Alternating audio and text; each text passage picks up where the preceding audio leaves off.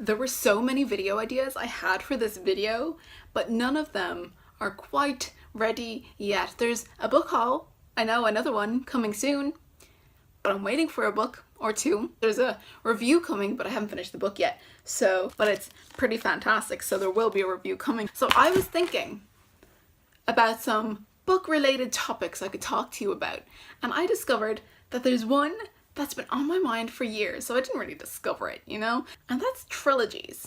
And I know people say that I say trilogies funny, but I don't really care. As I moved upwards from the children's genre to the young adult genre, I realized that there are a lot of trilogies in the world.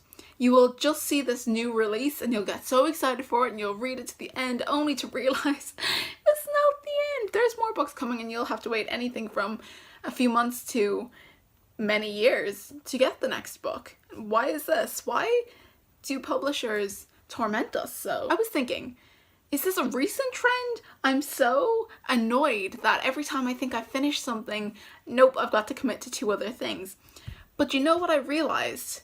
And I kind of knew this subconsciously, but I guess I didn't think about it too much, is that this isn't a new idea. Even back in the Victorian period, novels would be divided up into different books, and only later, like nowadays, they would be bound together as one, which is why sometimes a book will have part 1, part 2, that kind of thing. Also, books like Dickens were published in magazines as like little chapters almost, and it would be like a serialization. You'd have to wait like a week between each chapter. Can you imagine? So I got to thinking, why is this a thing that obviously has been working for publishers for many years?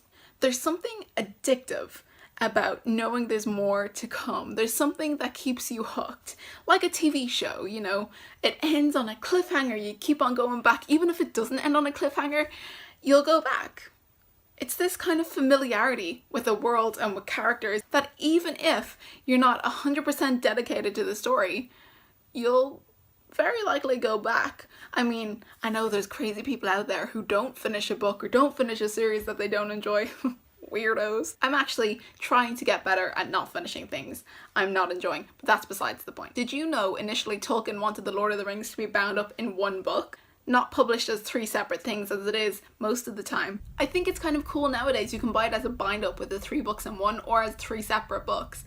I wish I could find the statistics to which sold better because I have no idea. If anyone knows or can find that statistic, let me know because I'm actually really interested to see which someone would go for if they had the option. Odds are it probably sells better with the 3 individual books, which is crazy when you think about it, that someone would spend 3 times the amount of money on the same thing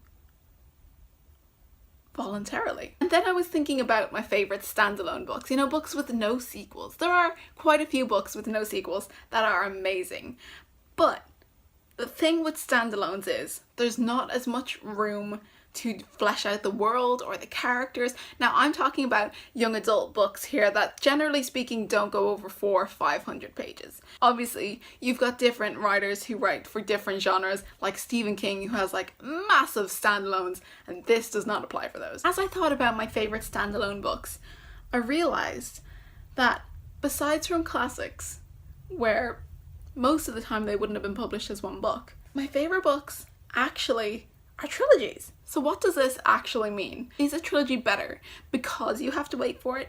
Because it has more time to develop the characters in the world? Is a standalone missing those elements? Or is it just that I haven't found the right standalone for me? I don't really have any statistics or anything to actually, you know, logically answer this question. But I'm curious as to what you think of trilogies versus standalones. Which are you more likely to go for, and which are actually your favorite? It annoys me to have to wait, but once I do wait, I usually enjoy it more. So who knows? Anyway, thank you guys so much for watching. Bye.